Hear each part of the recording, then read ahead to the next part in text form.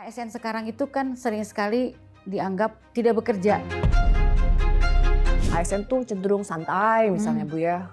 Tenggo misalnya masuk tapi terasa nggak ada kerjaan terus pulang. Menjadi ASN terasa jadi lebih sejahtera dari sisi ekonomi dibanding pegawai swasta misalnya. Kalau misalnya dianggap bahwa sekarang PNS itu dengan kesejahteraannya jauh lebih baik daripada swasta, saya ya alhamdulillah.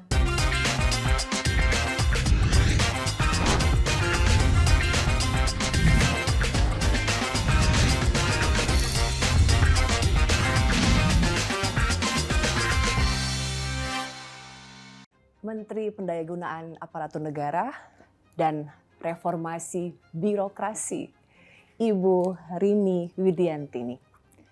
Ibu Menteri, terima kasih. Garuda TV diperkenankan untuk berdiskusi dengan Ibu. Ibu, sosok Ibu ini buat kami menarik sekali. Untuk pertama kalinya kami mencatat nih Bu ya. Rata-rata saya kenallah beberapa nama-nama menteri sebelumnya kan Bu. Orang-orangnya rata-rata dari politik Bu, di partai.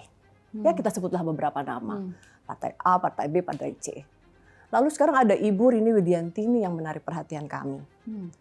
Dari karir loh Bu, ASN. Jadi Ibu ini mewakili bagaimana ini tuh di puncak karir ASN jadi menteri yang ngurusin ASN. Pendayagunaan Aparatur Negara dan Reformasi Birokrasi. Perempuan lagi loh Bu. Ya kan Bu? Iya. Gimana sih ceritanya Bu bisa jadi menteri? Kalau menurut saya sebetulnya ini kan perjalanan yang cukup panjang ya. Artinya saya kan pertama berawal dari pegawai di Kementerian Pariwisata. Saya sudah mengabdi sekitar 35 tahun loh Bu. 35 tahun saya mengabdi ya dari tahun 90. Tapi sebenarnya kan saya pensiun tahun di bulan November begitu saya diangkat menteri. Kemudian sebulan kemudian saya harus pensiun ya.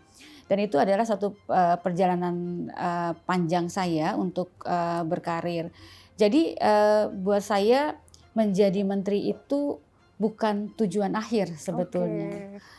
Setiap perjalanan itu tentunya ini adalah satu kesempatan untuk memberikan manfaat lebih luas lagi begitu ya. Jadi saya tahu bahwa perjalanan saya mulai dari awal sampai itu perjalanan yang sangat yang lebih panjang itu tentunya buat saya ini bisa memperkuat langkah saya. Karena apa? Karena saya dari kantor ini dan saya juga berasal dari birokrasi. Jadi saya pikir itulah yang menjadikan kekuatan. Nah, saya melihat bahwa menjadi menteri itu bukan suatu sesuatu yang bisa dibanggakan, tetapi yang saya lihat adalah bagaimana kita bisa memberikan kemanfaatan yang lebih luas lagi.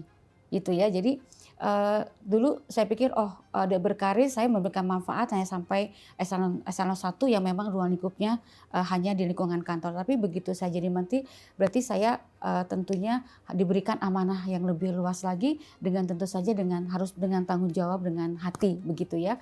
Jadi menurut saya ini suatu tugas yang harus saya laksanakan yang artinya saya dipercaya untuk lebih banyak mengabdi kepada masyarakat dan saya juga lebih banyak diminta untuk memberikan manfaat. Saya juga tidak ingin menjadikan setiap pekerjaan yang saya lakukan itu tidak ada manfaatnya. Jadi saya selalu menekankan ini kepada semua pegawai bahwa meskipun pekerjaannya sederhana tetapi tentunya kemanfaatan buat saya lebih penting gitu dari sekedar mendapatkan jabatan. Ya. Tadi Ibu bilang, saya quote tuh kalimat Ibu, dipercaya menjadi menteri. Ini menarik ya Bu ya, tadi sudah saya kasih clue kan Bu, bagaimana kemudian menteri, salah satunya pendayagunaan aparatur negara dan reformasi birokrasi itu rata-rata dari tokoh politik gitu ya, dan Ibu ASN. Ini kan menarik jadinya, kenapa kemudian Pak Presiden Prabowo percaya dengan Ibu Rini Widiantini untuk menjadi menteri yang memang mengurusi pendayagunaan aparatur negara dan reformasi birokrasi Bu? Sebetulnya menurut saya kan ketika berbicara birokrasi, wajah birokrasi itu orang sering melihat sebagai administratif. Jadi mungkin saat ini Presiden ingin membenahi tata kelola pemerintahan. Jadi mungkin memang harus dipilih orang yang memang paham mengenai masalah birokrasi. Karena ketika kita bicara birokrasi itu mungkin bukan soal administratif saja. Bagaimana cara dia mengorkestrasi tata kelola pemerintahan, gitu ya. Jadi mungkin apa yang diinginkan oleh Bapak Presiden itu adalah sekaligus juga melakukan pembenahan terhadap birokrasi, gitu. Dan setiap orang menurut saya siapapun ditempatkan meskipun dia ada di dalam berasal dari politik, itu memang harus punya pemahaman mengenai tata cara birokrasi. Karena apa? Karena birokrasinya selalu ada, orang-orangnya kan selalu ada di situ, ya kan? ASN-nya selalu ada di situ, birokrasi sudah berjalan seperti itu, gitu ya. Jadi memang perlu ada pemahaman tentang birokrasi itu sendiri menurut saya. Nah, ya. Lalu Bu, ini mewakili pertanyaan awam nih, kami masyarakat, pendayagunaan aparatur negara dan reformasi birokrasi. Berarti apakah ini kayak kalau di perusahaan itu namanya HRD Bu? Apakah ini artinya HRD-nya perusahaan Bu atau HRD-nya seluruh ASN? Ya Bu ya, benar nggak Bu ya? Jadi ini menarik nih, kalau bicara soal Kementerian Pan-RB gitu ya, orang pertama kali bilang, oh berarti yang ngurusin PNS atau ASN gitu ya, karena setiap hari yang berarti mau ngelamar jadi ASN ke Ibu gitu. Gitu kan. Tapi sebenarnya Menpan itu punya tugas yang lebih besar. Jadi kalau misalnya kita melihat sistem di dalam pemerintahan, mungkin tahu ya kalau Presiden itu punya banyak program, ya. Program itu yang terlihat oleh Presiden, oleh terlihat masyarakat itu ada misalnya ada program pengentasan kemiskinan, ada program memberikan makanan gizi gratis, cek kesehatan gratis dan sebagainya. Itu yang masyarakat lihat. Tetapi sebetulnya yang terjadi sebetulnya adalah bagaimana kita mengorkestrasi tadi di bawah program-program Bapak Presiden. Nah, jadi Kementerian Pan-RB tentunya memastikan program-program Bapak Presiden itu bisa dijalankan dengan baik. Dimulai dari misalnya bagaimana membangun kelembagaannya. Kita harus memastikan bahwa setiap program Bapak Presiden itu betul-betul dijalankan oleh lembaga-lembaga instansi pemerintah. Jadi kita memang memetakan ini tugasnya siapa yang harus bertanggung jawab terhadap tugas-tugas ini. Kemudian kita memastikan bahwa harus terjadi bisnis proses yang lebih sederhana. Jadi mungkin sekarang kan ada 48 kementerian. Itu kan harus diorkestrasi. Jadi kita harus memastikan bahwa bisnis proses antar kementerian harus dijalankan. Nah, ini baru masuklah yang namanya sumber daya manusia. Sebenarnya sumber daya manusia ini, PNS dan sebagainya itu hanya salah satu bagian kecil untuk memastikan program ini bisa dijalankan, gitu ya. Nah, tata kelola yang saya sampaikan tadi termasuk tadi sistem kelembagaan, SDM, bisnis prosesnya, termasuk nanti digitalisasi, dan ada satu hal lagi yang memang memastikan tuh bagaimana kinerja pemerintah itu bisa dilaksanakan. Jadi sebetulnya kadang-kadang orang hanya melihat satu sisi saja, gitu ya. Kemenpan RB sekarang itu posisinya juga karena dianggap strategis, itu sekarang tidak ada di bawah Kemenko, tapi langsung di bawah Presiden. Ya, jadi ada 4 kementerian. Jadi Menpan RB, Bappenas, Kementerian Keuangan, Sekretariat Negara. Ini nomenklaturnya baru sekarang Bu ya? Sebelumnya di bawah Menko atau? Sebelumnya di bawah Menko. Selalu di bawah Menko. Kenapa kita ditetapkan di sana? Karena 4 ini adalah strategic diamond-nya Presiden. Strategic diamond-nya Presiden. Pertama, Bappenas tentunya merencanakan program-program yang harus dilaksanakan oleh kementerian dan lembaga untuk pembangunan Presiden. Kemudian memang Menpan memastikan tata kelolanya, gitu ya. Tata kelolanya bagaimana supaya program-program Presiden itu dijalankan. Setelah itu Kementerian Keuangan memastikan bahwa ada anggaran untuk itu. Nanti kementerian dan lembaga yang setelah kita petakan itu tentunya program-programnya di-tagging lagi oleh Kementerian Bappenas. Lalu orkestrasi supaya memastikan bahwa itu bisa dijalankan dengan baik itu akan dilakukan koordinasi oleh Kementerian Sekretariat Negara. Jadi Menpan itu seperti Chief Organizing Officer atau COO-nya. Kalau dalam perusahaan Bu ya, itu seperti COO-nya ya. Gitu kan. Jadi seperti COO-nya gitu. CEO-nya Presiden. Iya, CEO-nya Ibu Menteri. Paham gitu. Nih masyarakat Bu. Ya, jadi kemudian Kementerian Keuangan itu CFO-nya gitu ya.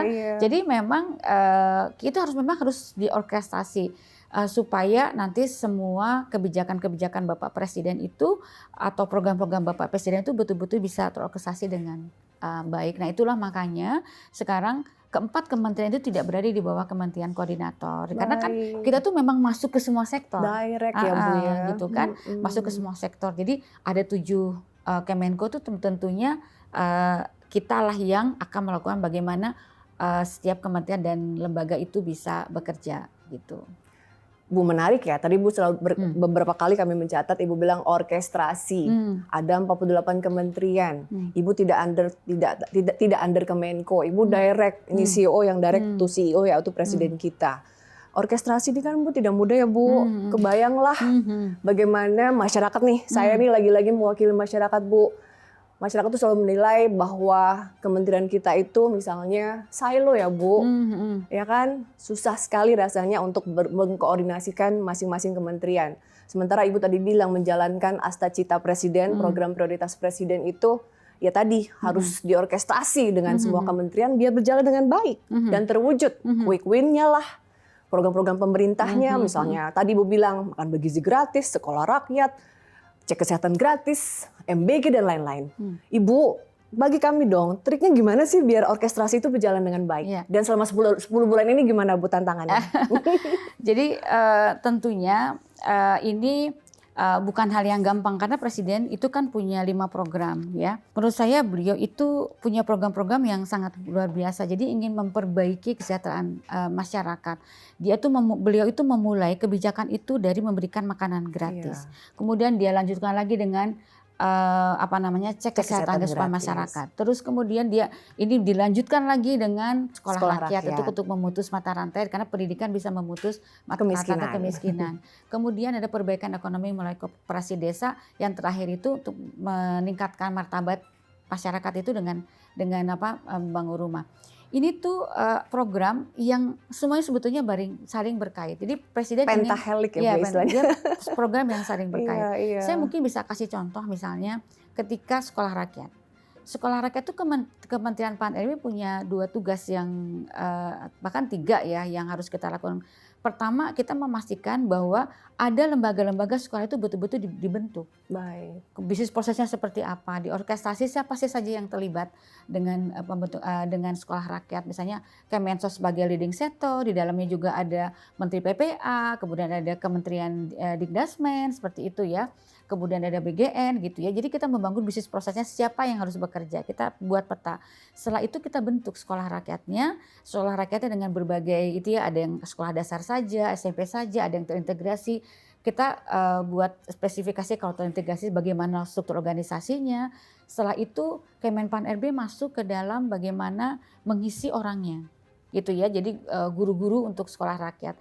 Jadi ini harus terorkestrasi. Nah setelah itu kita juga memastikan apakah betul sekolah rakyat itu bisa memutus mata rantai kemiskinan. Nanti kita lakukan evaluasi itu bersama-sama. Jadi ini bukan sekedar melaksanakan ini oke secara administratif bisa dijalankan, sudah ada sekolah rakyat ada 100 misalnya 100 di atas kertas seperti itu.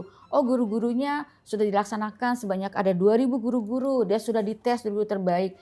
Begitu dijalankan kita harus cek apa iya itu memang memberikan dampak kepada masyarakat. Nah, ini kita harus pastikan. Dan ini tentunya kami para menteri ya, menteri dari mulai Menteri Sosial, Menteri Dalam Negeri, Menteri Keuangan semuanya bahu-membahu untuk memastikan bahwa program itu bisa betul-betul dijalankan. Nah, inilah orkestrasi yang sekarang dijalankan. Ini saya baru cerita tentang sekolah rakyat, tapi 5 program lain itu dilakukan dengan hal yang sama.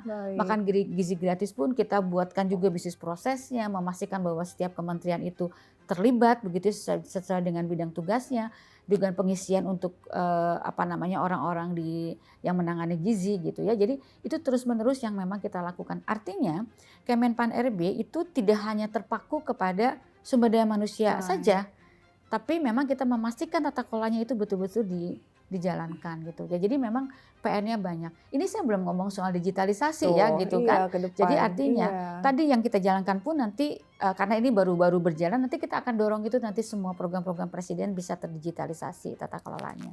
Gitu. Kompleks ya Bu, kerjaannya banyak ya. Artinya gini, kita hanya memastikan bahwa semua layanan pemerintah itu memang rumit, tapi kita yang memastikan itu semua layanan itu dimudahkan, artinya program pemerintah itu mudah, kompleksitasnya diturunkan, begitu, tapi efektivitasnya kita naikkan. Ya. Kalau berbicara sumber daya manusia, kita nggak ngurusin orang naik pangkat, tidak.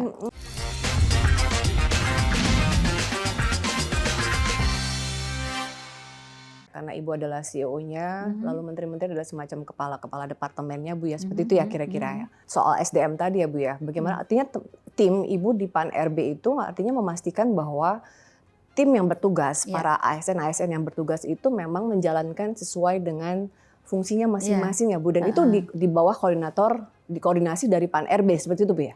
Iya, sebenarnya kalau dikoordinasi tidak, kita selalu menyiapkan ya. Baik. Begitu ada program Bapak Presiden tentunya kita siapkan. Jadi kita berempat ini tentunya duduk bersama-sama untuk memastikan kebijakan Bu ya? Iya, kita outputnya memang kebijakan. Kita memang kebijakan. Jadi kementerian itu kan ada beberapa kelompok ya. Kelompok yang memang dia punya fungsi pelaksana, eksekusi. ya kan, eksekutor, ada memang kelompok yang punya kebijakan mengempower kementerian yang lain gitu. Jadi sebetulnya keempat tadi memang kita mengempower kementerian yang lain. Gitu, kita siapkan ekosistemnya supaya bisa dijalankan. Gitu. Menarik ya Bu ya.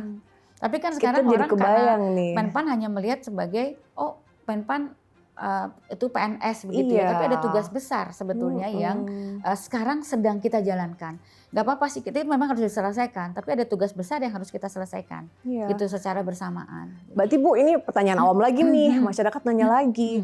Karena tadi Bu bilang pendayagunaan aparatur negara dengan tadi ya segala berbagai hal yang harus terkait output yang menjadi tugas dari Kementerian PAN RB.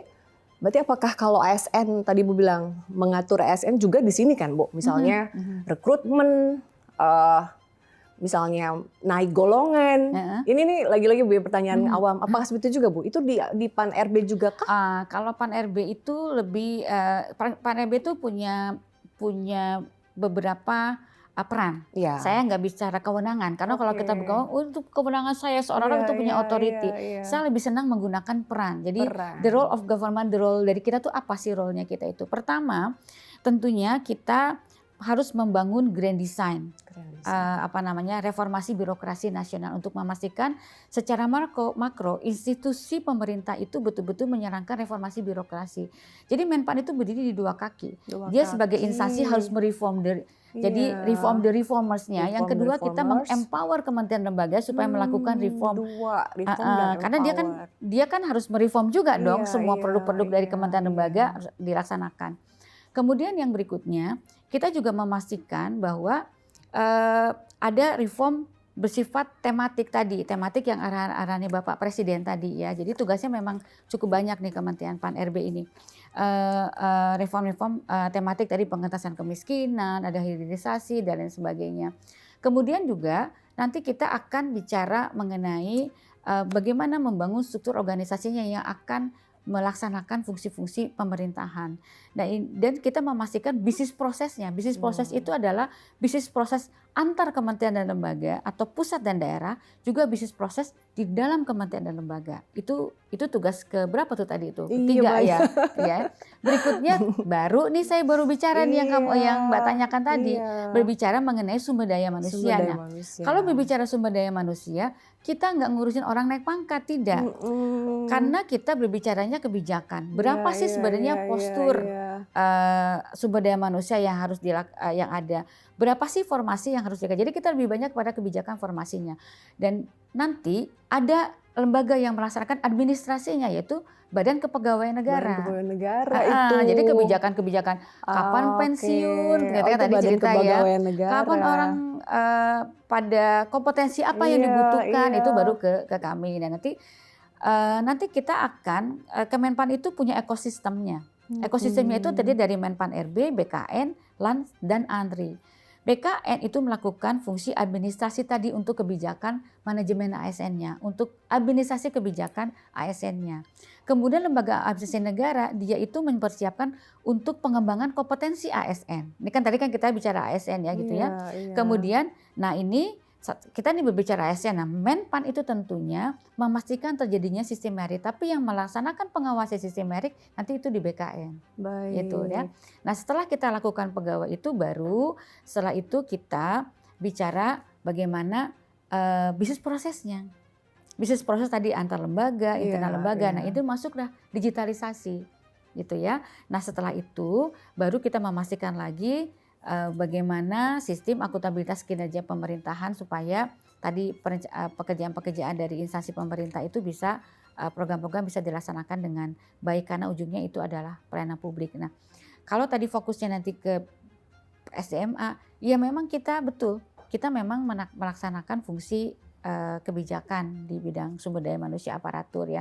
Nah, nanti kita membuat rambu-rambu kapan misalnya orang harus bisa naik pangkat dan sebagainya, dan nanti BKN lah yang akan melaksanakan kebijakan itu. Nah, jadi paham nih Bu dengan penjelasan Ibu. Tadi Ibu berkali-kali menyebutkan soal digitalisasi. Sekarang kan kita semua sedang adaptasi ya Bu ya, bahwa soal integrasi data, kita bisa bagaimana kemudian sekarang kan Bu, saya sebagai warga negara Indonesia sudah merasakan kan Bu bagaimana digitalisasi di urusan saya gitu sebagai penduduk Indonesia itu memang dipermudah dengan udah bisa online dan lain-lain. Nah, tapi digitalisasi ini Bu, kami mohon penjelasan karena sebagai saya yang sendiri merasakan experience itu, bagaimana saya harus mengurusi urusan kependudukan saya, masih ini Bu ya, masih beberapa masih memang nggak terintegrasi gitu. Ada beberapa memang, tapi ada beberapa lagi yang mungkin belum lagi Bu, ketika sudah kita experience ke sana gitu memang terasa masih perlu ditingkatkan sih Bu dari sisi gimana saya sendiri misalnya mengunduh aplikasi yang misalnya terkait e-commerce lain itu memang lebih mudah, tapi memang bagaimana kemudian di pemerintahan itu masih sektoral, belum terintegrasi dan lain-lain Bu. Ya. Jadi ini adalah salah satu kebijakan transformasi di dalam RPJPN kita itu kita punya ada tiga tugas transformasi ekonomi, transformasi sosial, juga termasuk di dalamnya transformasi tata kelola. Ini adalah salah satu bagian daripada tata kelola. Ya. Jadi untuk apa sih birokrasi itu dilakukan? Tentunya yang ujungnya adalah untuk layanan kepada masyarakat, gitu ya. Kita ingin supaya masyarakat itu mendapatkan kemudahan dari pemerintah supaya hadir kapanpun, dimanapun mereka hadir. Nah, inilah salah satu program yang sedang kita jalankan, yaitu bagaimana membangun transformasi digital pemerintahan. Transformasi digital pemerintahan itu pada prinsipnya adalah mengintegrasikan layanan sehingga masyarakat itu secara seamless hanya datang kepada satu tempat. Nah, ini sekarang itu masyarakat itu bingung karena apa? Karena banyak sekali aplikasi-aplikasi yang sudah dilakukan. Aplikasi sekarang ada tahun 2016 itu kita pernah melakukan pengkajian itu ada sekitar 27.000 aplikasi. Sekarang juga mungkin bisa saja lebih ya. Saya juga nggak tahu, kita belum melakukan kajian lagi. Tapi itu tersilo di dalam program aplikasi. Nah, inilah yang tentunya kita ingin menyederhanakan ya. Karena di dalam reformasi birokrasi kita itu adalah ujungnya supaya masyarakat itu bisa mendapatkan layanan secara lebih sederhana sehingga keterpaduan digital itu menjadi sangat penting. Nah, tapi digitalisasi itu adalah ujung atau salah satu tool saja untuk masalah keterpaduan. Yang paling penting itu adalah bagaimana mempersatukan layanan. Jadi kita itu tidak boleh langsung loncat ke digitalisasi. Kita pastikan dulu nih layanan-layanan ini sudah terkonsolidasi atau tidak. Layanan-layanan ini.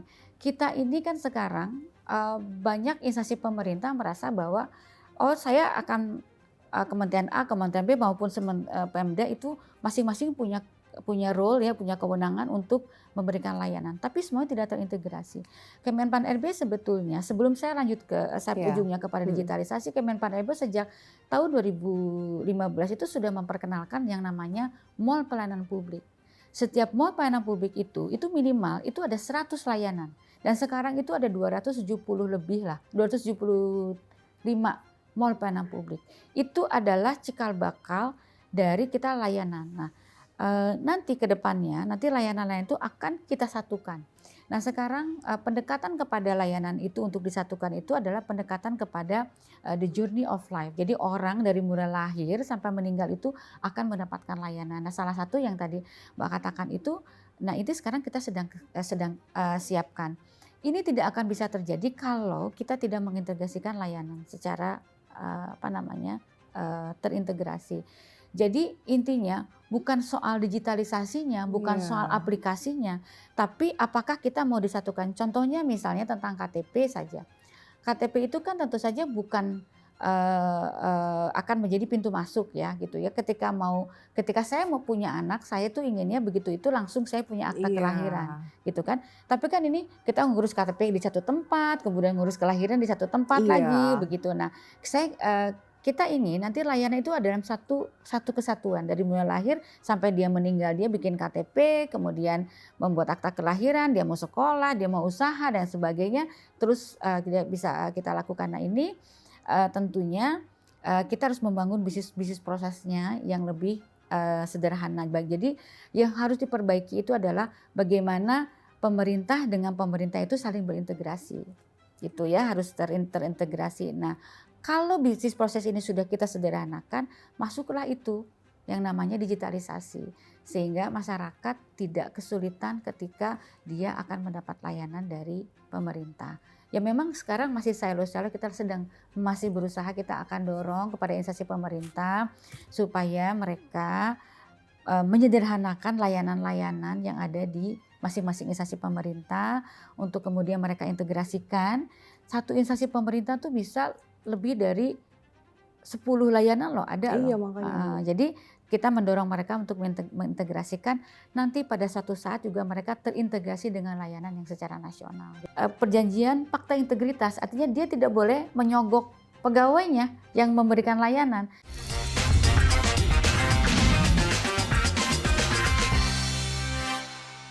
Kami tentu berharap bagaimana kemudian sebagai masyarakat, sebagai warga kita dimudahkan terkait pelayanan publik tadi Bu ya. Tadi misalnya mall, layanan publik itu betul-betul bisa dirasakan setiap warga negara Indonesia. Tadi Bu bilang ini on proses dan OTW ke sana. Kita optimis mudah-mudahan itu segera terwujud. Insya Allah. Nah Bu, yang kami bayangkan kemudian saat ini kan Bu, lagi-lagi nih masyarakat melihat, oh artinya dengan adanya digitalisasi, lalu adanya kecerdasan buatan AI, lalu adanya keamanan data dan lain-lain, misalnya soal Satu Data Indonesia, program dari PAN-RB, kami merasakan berarti nanti experience kami, apakah kemudian ini kan memang bagaimana reformasi birokrasi, ini kan mengurangi kan Bu ya, mengurangi pertemuan langsung dengan masyarakat, dengan petugas itu ya. Biar misalnya tadi kita paham bagaimana ini reformasi birokrasi mencegah suap dan lain-lain Ibu ya. Korupsi dan lain-lain itu tidak terjadi sehingga semuanya serba online.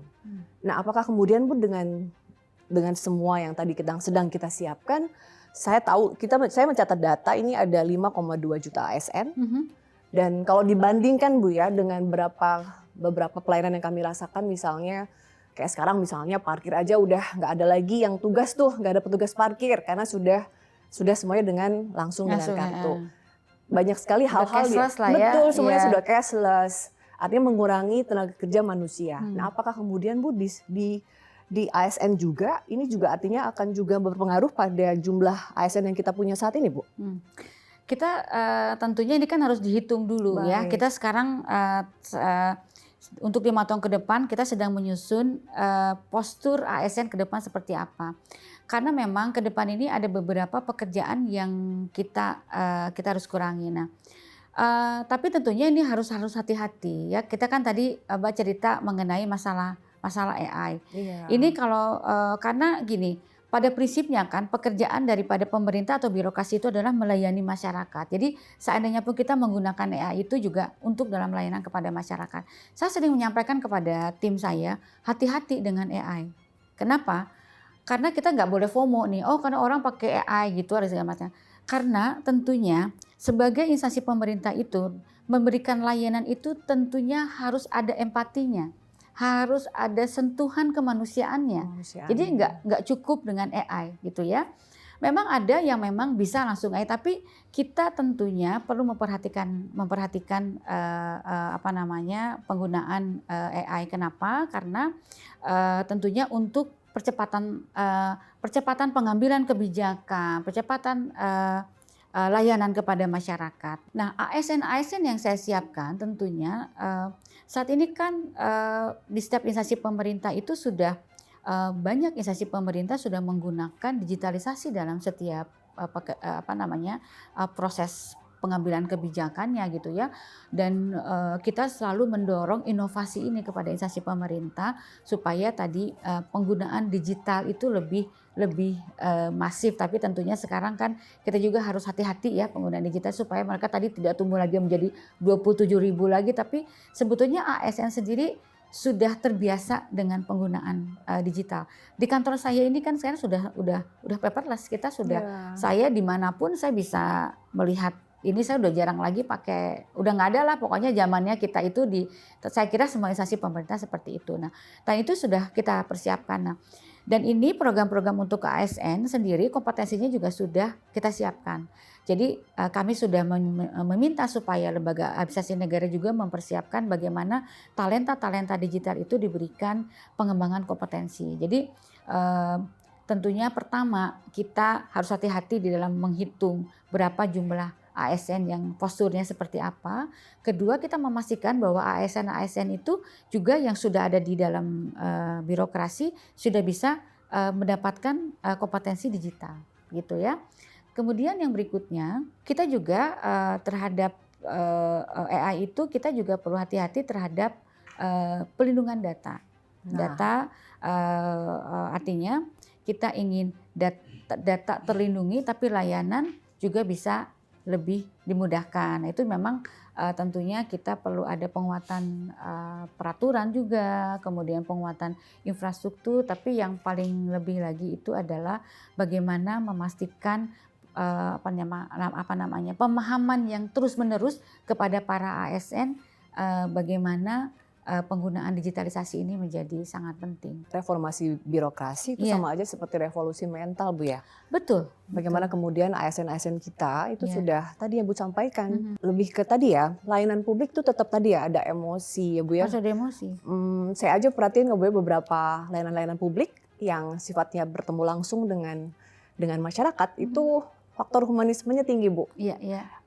Engagementnya dengan masyarakat juga tinggi gitu, dan artinya masyarakat kita tetap membutuhkan tadi ya interaksi langsung. Dan ini juga menarik Bu karena juga kan Pak Presiden selalu bilang bahwa setiap pidato beliau selalu bilang negara itu harus hadir untuk rakyat. Nah ini kan Bu, ini juga bagian dari itu kan Bu, bagaimana negara itu hadir untuk rakyat itu kan Bu. Iya, makanya saya sekarang tetap selalu memperkenalkan layanan publik itu yang bersifat omnichannel. Jadi semua layanan itu gini, tidak semua masyarakat itu melek digital. Itu Bu. Ya, karena orang sekarang kalau digital itu kan selalu berbicaranya aplikasi. Kenapa kita katakan omnichannel? Pertama, jadi artinya supaya dia semua layanan dari kota sampai ke pinggiran, dari Jakarta, orang Jakarta sampai ke Papua tuh mendapatkan layanan yang sama. Jadi pertama, kenapa saya katakan omnichannel? Layanan tatap muka itu menurut saya masih penting. Pertama, layanan itu kita lakukan. Layanan tatap muka tetap harus kita ada beberapa yang kita lakukan. Tetapi untuk masyarakat yang ada di pelosok itu kita minta supaya dijemput bola. Ada yang jemput bola. Tapi untuk masyarakat yang lebih modern mungkin bisa dengan anjungan mandiri. Tapi kalau sudah lebih advance lagi bisa dengan mobile seperti itu. Jadi layanan ini memang harus mencakup semuanya. Kebayang nggak nanti kita punya layanan canggih tapi orang-orang di daerah yang terpencil tidak infrastrukturnya juga belum. Jadi yang paling penting itu bukan canggihnya layanan, bagaimana inklusivitas semua masyarakat itu bisa masuk ke dalam semua layanan. Jadi inklusif itu menjadi sangat penting di dalam memberikan layanan. Percuma kita punya aplikasi yang canggih tapi eksklusif. gitu, Iya. percuma gitu ya. Jadi tetap saya menggunakan omnichannel. Jadi ada masyarakat yang masih membutuhkan, ada loh yang senang masih datang. Saya beberapa kali datang ke Mall Panapublik, "Bu, kan sudah bisa ini." "Enggak, Bu, sekalian jalan-jalan," gitu. Jadi banyak loh di Mall Panapublik. Jadi mungkin sekali-kali mungkin dari Garuda TV Mbak mungkin bisa lihat sekali-kali di tiap Mall Panapublik. Ada satu Mall Panapublik itu satu contoh yang baik itu di Badung, Bali. Orang datang itu harus melakukan perjanjian fakta integritas. Artinya dia tidak boleh menyogok pegawainya yang memberikan layanan. Dan mereka dikasih nomor, terus semuanya itu ada lebih 200 layanan dalam satu kantor. Dan itu sebetulnya mereka juga menyediakan online. Jadi kalau misalnya ada yang nggak mau datang ke kantor, dia sediakan online. Tapi ada juga yang senang datang ke situ, gitu ya. Karena dia memang pengen datang ke sana, ingin memastikan. Ada juga yang memang langsung dibawa ke daerah terpencil di pelosok-pelosok. Jadi ada mobil yang melakukan pelayanan. Nah, jadi di dalam layanan ini menurut hemat saya yaitu bukan sekedar bagaimana kita membangun canggihnya gedung layanan, kemudian orang-orang ini, tapi orang-orang banyaknya layanan orang yang masuk begitu, tetapi bagaimana yang di pelosok-pelosok itu yang tidak bisa didapat dilayani itu bisa terlayani dengan baik. Jadi inklusivitas itu menjadi sangat penting. Ya, inklusivitas, dan memang tadi Bu bilang bahwa ternyata masyarakat kita memang belum semuanya siap kan Bu ya. Iya. Nah kalau Ibu, misalnya kalau ada persentase Bu, Ibu melihat karena Ibu udah 35 tahun nih di ASN dan mengurusi juga urusan pendayagunaan aparatur negara dan reformasi birokrasi. Kira-kira kan Bu, berapa persen sih Bu? Sehingga kemudian memang harus omnichannel, memang masih inklusivitas, itu berapa banyak Bu? Masih banyak yang memang belum siap dengan digitalisasi dan integrasi tadi, tapi juga sudah berapa persen hanya mungkin di kota-kota besar. Pak Presiden kan selalu bilang Bu, yang melek internet itu memang belum banyak gitu, atau yang memang sementara di kota-kota lain memang harus dijangkau dengan ASN yang memang tatap muka, ya kan Bu ya? Ibu melihatnya seperti apa Bu? Masih lebih besar? Ya, sekarang memang kalau persentase saya nggak punya datanya ya, nggak punya datanya berapa besar. Tapi saya bisa melihat dari jumlahnya Mall Panapublik yang kita dorong untuk dibangun. Mall Panapublik itu bukan sekedar gedung. Jadi kayak gini loh, konsep Mall Panapublik itu adalah bagaimana mengintegrasikan, mensatukan layanan di dalam satu tempat. Jadi orang datang, oh saya butuh apa, tinggal datang. Nah, kita lagi dorong instansi pemerintah untuk membangun Mall Panapublik. Jadi Mall Panapublik ini seperti saya sampaikan tadi, ini bukan soal gedung. Ini adalah soal spirit untuk menyatukan layanan, gitu kan. Nah, jadi orang nanti dulu deh, maaf, ada misalnya Pemda mengatakan, Bu nanti saya belum bisa membangun Mall Panapublik, kami belum punya gedung. Tapi yang penting spiritnya masyarakat dimudahkan. Nah itu ya, jadi persentase saya tidak tahu, tetapi kita belum melakukannya berapa. Tapi kita ingin melihat bagaimana dampak dari Mall Panapublik atau integrasi layanan itu bisa dirasakan kepada masyarakat. Nah jadi dengan adanya Mall Panapublik itu orang bisa datang, tapi ada juga yang digital. Kita juga memperkenalkan yang namanya MPP digital, gitu ya. Dan kita juga sekarang sudah menyiapkan yang namanya kita sudah punya GovTech sebenarnya, GovTech Ina Digital ya. Dan kita sudah siapkan, sudah rilis dari pemerintahan sebelumnya itu sudah rilis beta itu Inaku, kemudian ada Inaku itu yang memberikan layanan dari lahir, journey of life, dari mulai lahir sampai meninggal untuk masyarakat. Jadi government to community, ada juga government to government, Inagov, jadi layanan-layanan antar pemerintahan. Kita sudah siapkan. Nah, nanti itu akan masuk ke dalam layanan publik, itu nanti masuk ke dalam Inaku. Kedepannya ya gitu ya, yang sudah kita siapkan itu kalau kita berbicara digital. Tapi omnichannel tetap menurut saya harus kita lakukan. Kebayangkan mbok-mbok yang di pelosok apa gitu kan mungkin dia susah gitu ya. Dan dengan adanya Mall Panapublik yang seperti saya sampaikan, yang integrasi layanan itu untuk pelaku usaha yang untuk mengurus izin bisnis itu juga meningkat itu. Ada beberapa daerah yang kita lihat juga investasi juga meningkat karena kemudahan di dalam layanan. Ada juga misalnya, apakah juga Bu tadi Bu mengurangi titipan gitu Bu, atau jalur orang dalam.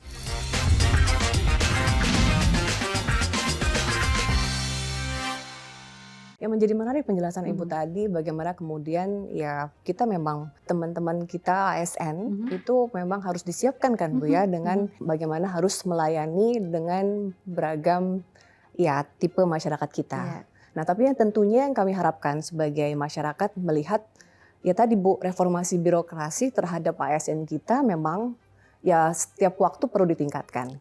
Ibu kan selalu bilang tuh bagaimana kemudian ASN itu ASN yang digital, kompeten, dan satu lagi yang paling penting, berintegritas kan Bu. Berintegritas dan berempati. Nah satu lagi berempati. Nah ini diperlukan ya kan Bu dalam karena melayani masyarakat. Bu, ini pastinya berat kan Bu. Bagaimana kemudian 5,2 ASN, 5,2 juta ASN kita itu perlu direformasi dari sisi itu kan Bu. Dan Ibu sedang menyiapkan itu. Artinya memang ASN kita setiap waktu ini sedang OTW menuju bagaimana kemudian goal mereka tadi, 4 hal tadi, digital, kompeten, berintegritas, dan empati itu dimiliki oleh setiap ASN kita. Ya itu artinya gini, tentunya Presiden kan sering menekankan bahwa sumber daya manusia itu menjadi hal yang utama. Nah ASN tentunya adalah bagian dari itu karena dialah yang menjalankan birokrasi gitu ya. Tentunya kita juga sudah menyiapkan kebijakan-kebijakan untuk para ASN.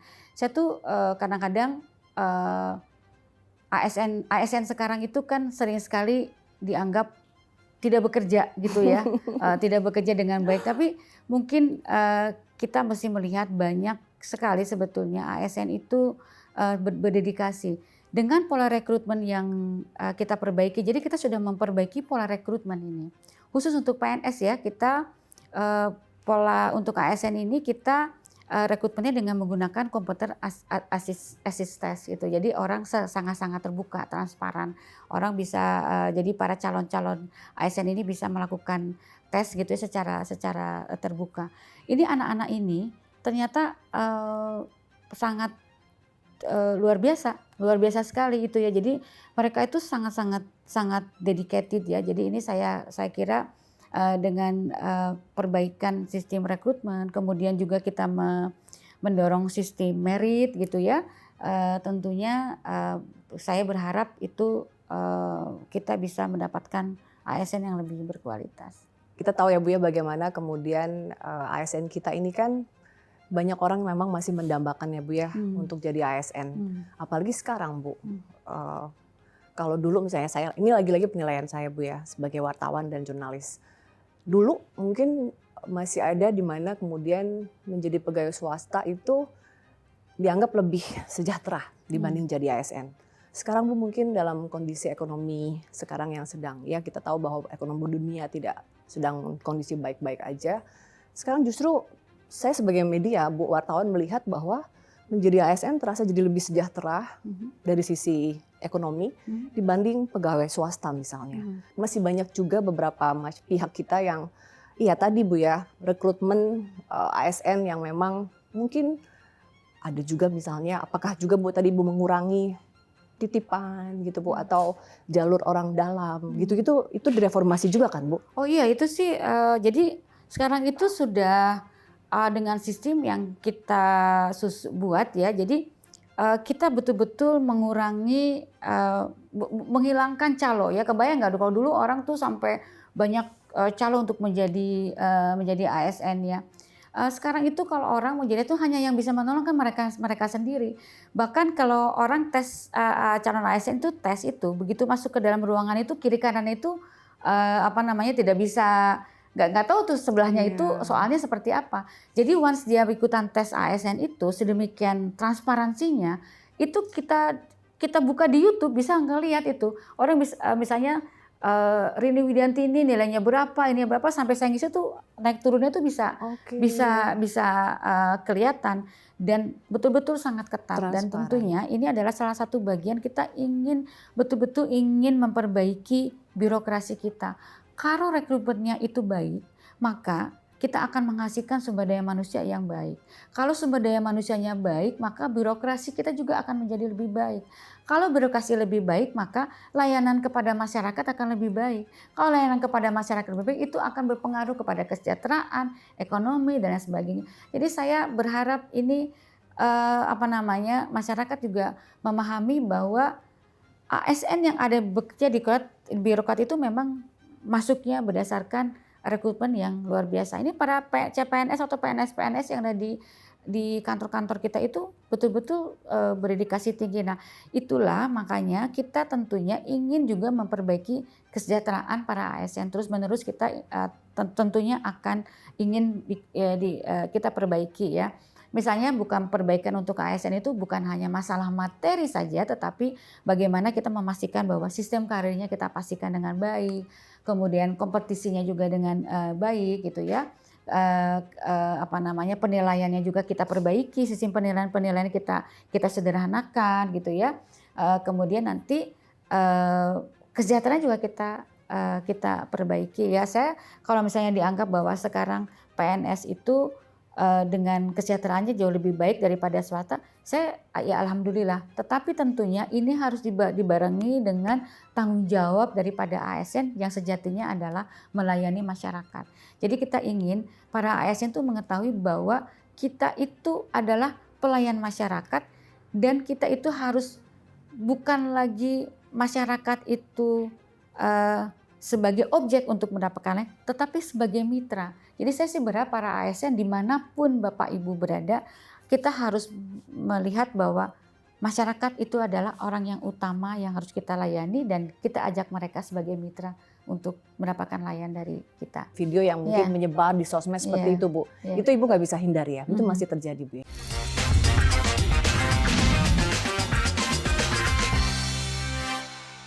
Mengurusi 5,2 juta ASN tentunya tidak mudah Bu ya. Beragam karakternya juga berbeda-beda.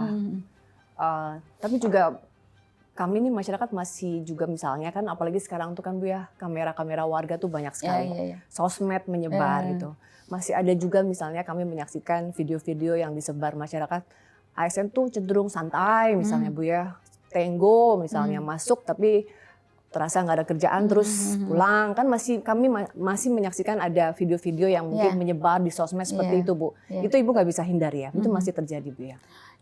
Ya gini ya, memang kita tidak bisa memuaskan semua orang ya, memang ada beberapa tapi saya tuh ASN itu memang sering mendapatkan kritik santai, tapi sekali-kali mungkin bisa melihat ke kantor pemerintah dulu ya. Waktu saya memutuskan jadi ASN, saya juga waktu sebelum jadi ASN saya berpikiran begitu, saya jadi pegawai negeri aja supaya saya bisa ternyata suami saya kan swasta ya, ternyata saya memang lebih sibuk daripada suami saya ya. Artinya tuh kita memang bekerja tuh para ASN sekarang itu kadang-kadang menurut saya tuh bekerja di luar batas yang memang harus diinikan gitu. Mereka tuh sangat-sangat dedikatif. Saya mengucapkan terima kasih sekali kepada para ASN yang betul-betul berdedikasi begitu ya. Jadi tentunya saya sebagai Menpan RB punya kewajiban juga untuk mentransformasikan bagaimana kesejahteraan ASN itu bisa menjadi lebih baik lagi, sistem karirnya menjadi lebih baik. Buat saya itu menjadi tantangan karena itu adalah salah satu cara berterima kasih saya kepada para ASN yang sudah mengabdi kepada negara, dan kita akan terus memperbaiki. Ini sedang menunggu RPP manajemen ASN, kita akan perbaiki manajemen ASN. Nanti setelah itu juga kita akan menyiapkan lagi RPP untuk bagaimana kesejahteraan para ASN itu bisa diperbaiki. Ini adalah salah satu rasa terima kasih negara yang kepada para ASN yang sudah sangat-sangat berdedikasi. Dengan catatan memang tentunya para ASN harus tentunya tetap berintegritas ya, memang fokus kepada pekerjaan yang memang sudah diamanahkan kepada mereka. Ini mau nanya personal gitu ya. Tadi sepanjang Ibu ngomong, ini Bu, Ibu saya catat kan, saya punya data Ibu tuh lahir 65, 60 tahun loh. Ibu saya merasa enggak, ini enggak 60 loh Bu, Ibu tuh awet muda. Saya masih 17 sebetulnya. 17. Kalau cewek kan Bu, biasa kan Bu, kita soal ini kan insecure banget Bu soal umur, soal lihat orang kok kayak lebih muda, awet muda dari umurnya itu Bagi dong apa sih triknya bisa awet muda gini? Selain perawatan ke dokter kulit.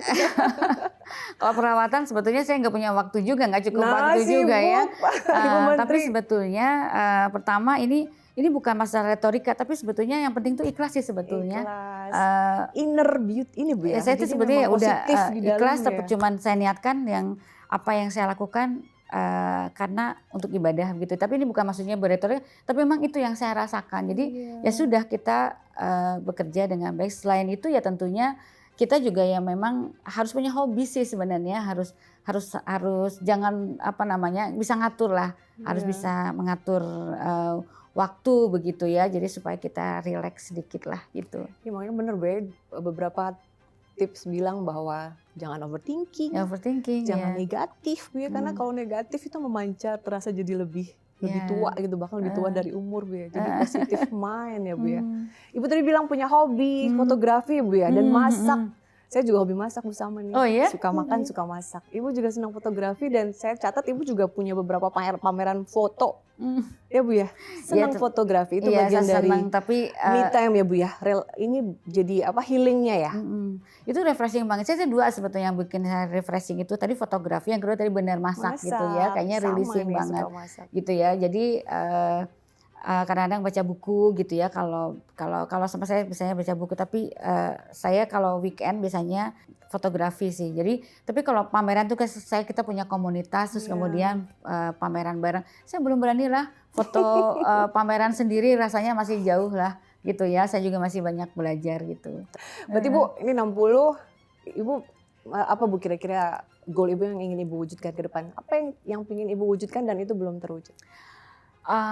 Pertama tentunya saya kan diberikan amanah menjadi menteri itu kan, artinya seperti saya sampaikan, ini adalah amanah yang harus saya lakukan, dan kemudian ini saya diberikan kesempatan yang lebih luas tentunya dengan tanggung jawab, dengan hati tentunya. Saya ingin birokrasi itu bisa mencerminkan negara itu hadir dimanapun masyarakat itu ada. Gitu. Ya. Karena tadi saya nanya, Ibu apa yang belum terwujud, saya pikir ya menjadi ibu mau nanti punya cucu, ngurus cucu, mau bahagia. Ternyata yang dijawab masih ngurusin pegawai, bagaimana pelayanan publik itu terlayani dengan baik Bu ya. Jadi tetap aja legasinya ngurusin warga Bu ya, ngurusin masyarakat Indonesia. Saya kan katakan, karena kan tentunya kan kita ingin bermanfaat ya gitu ya. Kalau disuruh pengen santai tentunya ya pengen santai. Dulu saya waktu itu memang punya cita-cita, saya habis pensiun saya pengen motret kemana aja gitu kan, pengen mengabadikan apapun begitu ya, tapi saya harus tunda dulu. Berarti Ibu Rini Widiantini, Menteri Pendayagunaan Aparatur Negara dan Reformasi Birokrasi, ini memang sudah mengabdikan dirinya untuk masyarakat Indonesia, untuk sudah mewakafkan ya, untuk mengabdi ya gitu. Gaya banget ya. 280 juta penduduk Indonesia kepada 5,2 ASN. Dan 5, gitu. Ini adalah ibunya 5,2 juta ASN Indonesia. Ibu Menteri, terima kasih sudah berbagi bersama kami di program Orang Penting Garuda TV.